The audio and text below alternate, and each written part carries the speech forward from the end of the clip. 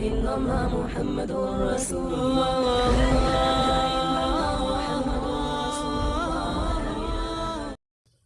اور حدیث مبارکہ میں اللہ کے نبی فرماتے ہیں تخلقوا باخلاق اللہ، لوگوں اپنے اندر خدائی صفات پیدا کرو، اپنے اندر رب والی صفات لے آؤ، الوہیت والی صفات اپنے اندر لے آؤ، فرمایا کامیاب ہو جاؤ گے۔ خدائی صفات کا مطلب کیا ہے؟ فرمایا اللہ بڑا کریم ہے، اپنے اندر کرم والی صفت لے کر آؤ۔ اللہ رحیم ہے، اپنے اندر رحم والی صفت لے کر آؤ۔ لوگوں کے ساتھ سختی سے پیش نہ ہو بلکہ نرمی سے پیش آؤ۔ اور اخلاق اسی بات کا درس دیتے ہیں کہ جب انسان نرمی سے پیش آتا ہے، رحم اور کرم سے پیش آتا ہے تو اسی کا نام اخلاق ہے۔ اور یہ اخلاق نہیں کہ انسان کا بڑا آدمی انسان کے مرتبے اور مقام کے برابر کا یا اس سے بڑے کا، فرمایا انسان کے سامنے آ جائے تو اس کی عزت اور احترام کرے، مال میں، دولت میں، عزت میں، مقام میں، عہدے میں اس سے بڑا ہے اس لیے اس سے عزت سے پیش آ رہا ہے، اس کو اخلاق نہیں کہا جاتا۔ اخلاق تو آپ کو اس میں نظر آئے گا، آپ کے ماتحت ایک نوکر ہے، آپ کا ایک ملازم ہے، آپ کا ایک نوکر اور ملازم آپ کے ماتحت جو کام کرتا ہے، آپ کا رویہ اس کے ساتھ بات کرنے کے وقت کیا ہوتا ہے، اخلاق اس وقت نظر آئے گا۔ یہاں اخلاق کیا ہے؟ آپ سے بڑے عہدے والا آدمی آپ کے سامنے بیٹھا ہے، اگر آپ اس سے بدتمیزی سے بات کریں گے تو وہ آپ کو مارے گا، تو یہ اس کو اخلاق نہیں کہا جائے گا۔ اخلاق اس وقت آپ کا نظر آئے گا جب غریب آدمی جس کے پاس کھانے کے لیے کچھ نہیں ہے، مشکل سے اس کو کھانا ملتا ہے، آپ کے سامنے آیا اور آپ اس سے ادب سے پیش آ رہے ہیں، اس کو اخلاق کہا جائے گا۔ کسی کے ڈر سے، کسی کے مار سے، کسی کے مال سے، خوف اور ڈر کی وجہ سے آپ اس کی عزت کر رہے ہیں تو اس کو ہم اخلاق نہیں کہیں گے۔ اخلاق یہ ہے کہ آپ کے اندر وہ خوبی، وہ کمالات، وہ جمالات، اللہ نے انوارات جو رکھے ہیں وہ ہر ایک کے ساتھ برابر اور یکساں ہونے چاہیے، پھر ہے یہ اخلاق ہمارے اندر۔ تو یہ اللہ کی جو صفت ہے رحیم والی ہمارے اندر پیدا ہو جانی چاہیے کہ اللہ رحیم ہے تو ہمیں بھی رحم سے پیش آنا چاہیے، لوگوں سے نرمی سے پیش آنا چاہیے، سختی ہمارے اندر نہیں ہونی چاہیے۔ اللہ کی ایک صفت ہے ستار العیوب، اللہ ہمارے عیبوں پہ پردے ڈالتا ہے۔ ہم صبح کیا کرتے ہیں، دوپہر، شام، رات ہم کیا کرتے ہیں اور دوسرے انسان کو پتہ نہیں، بعض دفعہ ہمیں بھی پتہ نہیں چل رہا ہوتا، لیکن اللہ ہمارے عیبوں پہ پردے ڈال رہا ہے، کسی کو دکھا نہیں رہا، بتا نہیں رہا۔ اگر ہمارے سامنے کوئی انسان غلط کام کرتا ہے، اس کا عیب ہمارے سامنے آتا ہے تو ہمیں بھی اس کے عیب پہ پردہ ڈالنا چاہیے۔ یہ نہیں ہے کہ ہمیں کسی کا کوئی عیب نظر آ گیا، ہم نے اس کو اچھالا، دنیا کے اندر، معاشرے کے اندر اس کو رہنے کے قابل ہی نہیں سمجھا۔ وہ اپنے آپ کو چھپاتا پھرتا ہے، منہ چھپاتا ہے کہ کوئی مجھے دیکھ نہ لے، اور میں یہ اللہ ستار العیوب ہے، عیبوں کو چھپاتا ہے، وہ عیبوں پہ پردے ڈالتا ہے، تو ہمارے اندر بھی یہ صفت پیدا ہو جانی چاہیے کہ ہم بھی لوگوں کے عیب چھپائیں۔ اللہ کی ایک صفت ہے غفار الذنوب، گناہوں کو معاف کر دیتا ہے۔ فرمایا اگر کوئی مجرم آپ کے سامنے آ کے کھڑا ہے، آپ کے کٹہرے میں سامنے آ کے کھڑا ہے، آپ سے معافی مانگ رہا ہے، ہاتھ جوڑ رہا ہے، تو اس کو معاف کر دینا چاہیے۔ اگر رب ہمارا حساب لینے پہ آ جائے تو کیا ہم حساب دے سکتے ہیں؟ ہمارے اتنے گناہ ہیں، دن کے گناہ الگ، ہر سیکنڈ اور منٹ کے گناہ الگ الگ ہیں، اور رات کی تاریکی کے گناہ الگ ہیں۔ فرمایا اگر ہمارا خدا ہمیں پکڑنے پہ آ جائے تو فرمایا پھر ہماری کیا حالت بنے گی؟ اس لیے یہی صفت اگر انسان اپنے اندر لے آئے کہ رب مجھے معاف کر رہا ہے تو میں بھی لوگوں کو معاف کروں نا۔ جب انسان کے اندر یہ صفت پیدا ہو جاتی ہے تو پھر وہ انسان انسانیت کے لائق ہو جاتا ہے، انسان کہلانے کے لائق ہوتا ہے۔ آپ اس کے اندر تکبر بھرا ہوا ہے، اس کے اندر حسد بھرا ہوا ہے، وہ کہتا ہے جی میرے سامنے بات کر رہا ہے، جناب میرے پاس تو دولت ہے، میرے پاس مال ہے، میرے پاس سب چیز ہے، اور یہ غریب اور یہ کمی ہو کے میرے سامنے بات کرتا ہے، میرے ساتھ نماز میں کھڑا ہونے کے قابل نہیں، تو فرمایا میرے ساتھ یہ نماز میں کھڑا ہوتا ہے تو اس کو چاہیے کہ میرے ساتھ کھڑا نہ ہو بلکہ دور کھڑا ہو۔ تو فرمایا یہ تکبر، یہ حسد، یہ بیماری عجب جب اس کے انسان کے اندر آئے گا تو یہ انسان نہیں، یہ جانور درندہ ہے۔ تو اللہ کی صفات جو ہے تخلقوا باخلاق اللہ، اپنے اندر یہ صفات لانی پڑیں گی۔ ہاں اللہ کی دوسری صفات بھی ہے، وہ جبار بھی ہے، بڑا زبردست، وہ قہار بھی ہے، وہ والی صفات بھی اپنے اندر لے آنی چاہیے۔ اس کا صفات کا ظہور کیسے ہوگا؟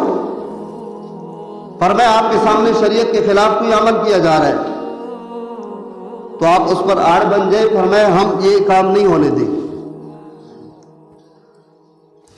آپ کا بیٹا، آپ کی بیٹی شریعت کے خلاف کوئی کام کرتی ہے تو فرمایا اس کو روکنا ٹوکنا آپ کا فرض ہے۔ یہاں صفت جباریت اور صفت قہار کا غلبہ ظہور نظر آنا چاہیے۔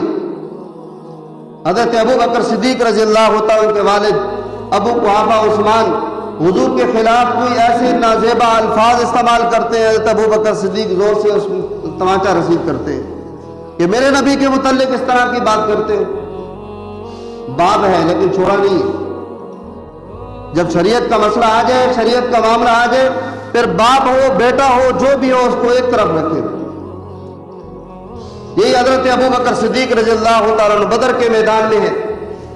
باپ اللہ کے پیارے نبی ابو بکر اللہ کے پیارے نبی کے ساتھ ہے، بیٹا عبد الرحمن کافروں کے ساتھ ہے، لڑائی ہوتی ہے آپس میں، باپ بیٹا دونوں آمنے سامنے آ جاتے ہیں۔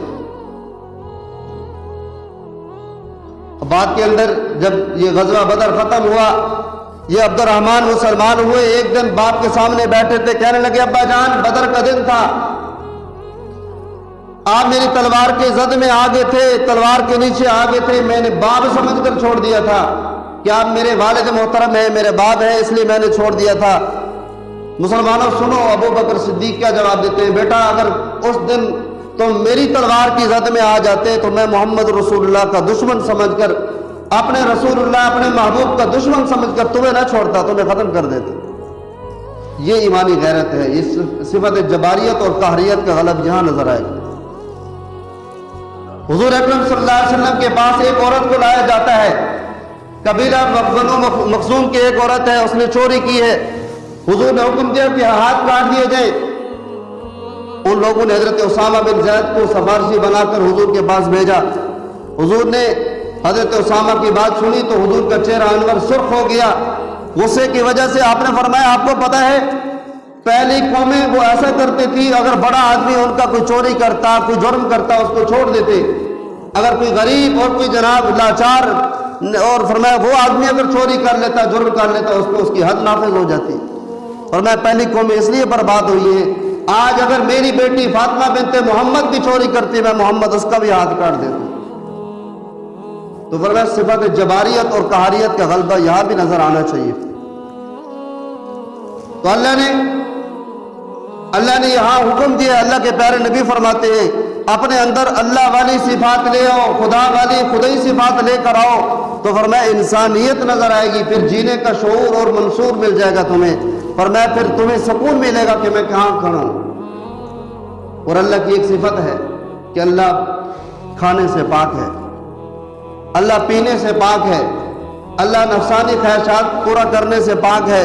فرمایا وہ یہ کام نہیں کرتا، ہمیں بھی حکم دیا جا رہا ہے کہ تم بھی کرو۔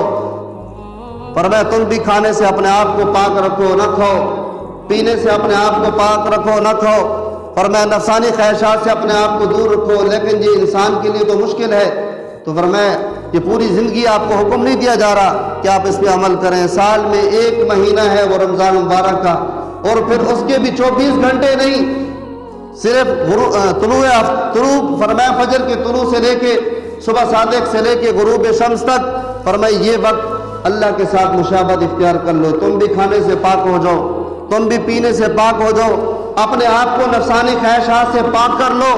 فرمایا یہی تمہارے لیے خوشبختی ہے۔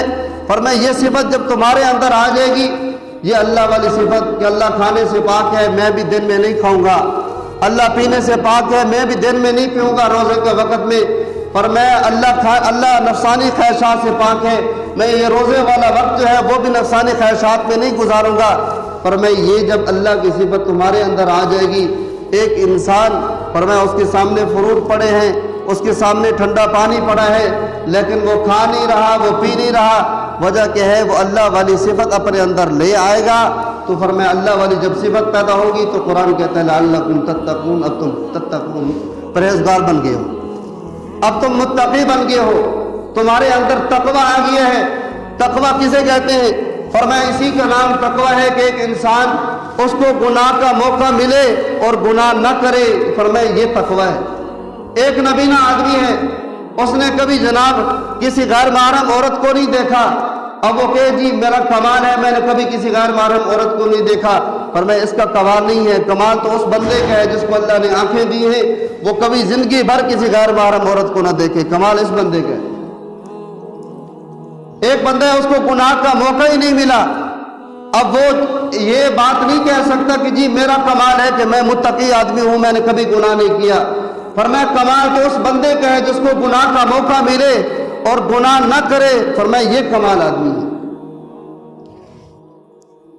تو انسان اکیلا کمرے میں بیٹھا ہے، اس کے پاس فریج کے اندر فروٹ بھی پڑے ہیں، کھانے پینے کے سامان بھی پڑے ہیں، شربت بھی پڑا ہے.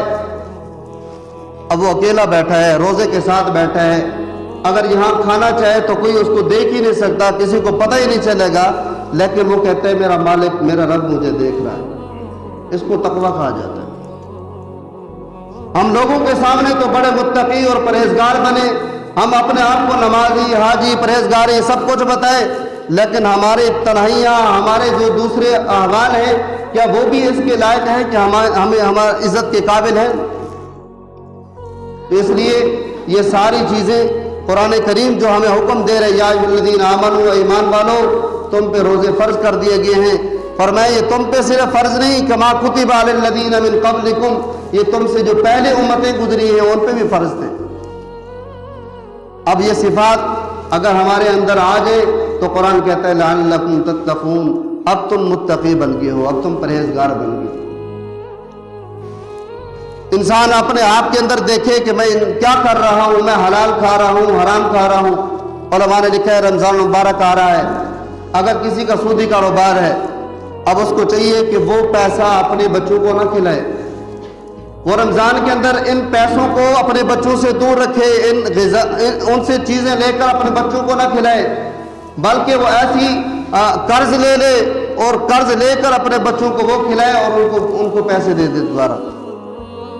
تو فرمایا جب رمضان مبارک آ رہا ہے، انسان نیکیاں نہیں کر سکتا تو کم از کم گناہوں سے اپنے آپ کو محفوظ کر لے، گناہوں سے اپنے آپ کو بچا لے. تو فرمایا اگر انسان اپنے آپ کو گناہ سے بچا لیتا ہے تو وہ رب کے قریب ہو جاتا ہے. قرآن کہتے ہیں وَإِذَا سَأَلَكَ عِبَادِي عَنِّي فَإِنِّي قَرِيب. فرمایا میرے محبوب آپ سے میرے بندے میرے متعلق پوچھتے ہیں کہ ہمارا رب کہاں رہتا ہے. فرمایا آپ بتا دیں فَإِنِّي قَرِيب، میں تو ان کے قریب ہوں. اللہ کتنا قریب ہے؟ قرآن کہتا ہے نحن اقرب الیہ من حبل الورید.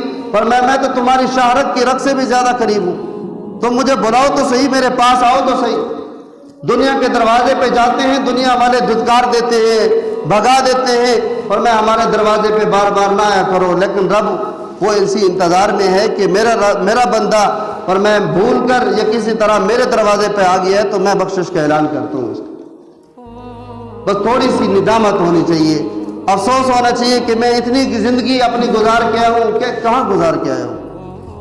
میری نمازیں نہیں ہوئی، کیا میں نمازوں کا اہتمام کرتا رہا؟ نہیں کرتا رہا. نمازوں کا اہتمام نہیں تو آج سے نمازوں کا اہتمام شروع کر دیں. قرآن کے ساتھ ہماری الفت ختم ہو گئی ہے.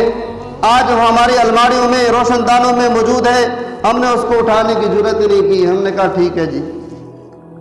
اگر آج ہماری قرآن کے ساتھ الفت اور محبت ہوتی تو ہم ذلیل نہ ہوتے. آج مسلمانوں کو دیکھ کے لوگ پیچھے بھاگتے ہیں. ایک وہ دور تھا جو لوگ مسلمانوں کو دیکھتے اور اسلام لے آتے تھے. آج وہ کہتے ہیں جی اگر یہ مسلمان ہیں تو ہم یہ کافر ٹھیک ہے. امام محمد رحمۃ اللہ علیہ بڑے حسین و جمیل ہیں. ایک کافر آتا ہے، آپ کے چہرے کو دیکھتا ہے، چہرے کو دیکھ کے کہتا ہے محمد مجھے کلمہ پڑھا دو. اس نے کہا وجہ کیا ہے؟ فرمایا جب چھوٹا محمد اتنا حسین ہے تو بڑا محمد کتنا حسین ہوگا. تو اللہ نے ہمارے اندر وہ اخلاق جب پیدا ہو جائیں گی، حسن خود بخود آ جائے گا. اخلاق کی وجہ سے انسان حسین لگتا ہے. چہرہ بڑا حسین ہے لیکن اخلاق گندے ہیں تو کوئی منہ لگانے کے لیے تیار نہیں ہوتا. چہرہ گندا ہے لیکن اخلاق بڑے اچھے ہیں تو لوگ اس کے قریب اور قرب میں پہنچ جاتے ہیں۔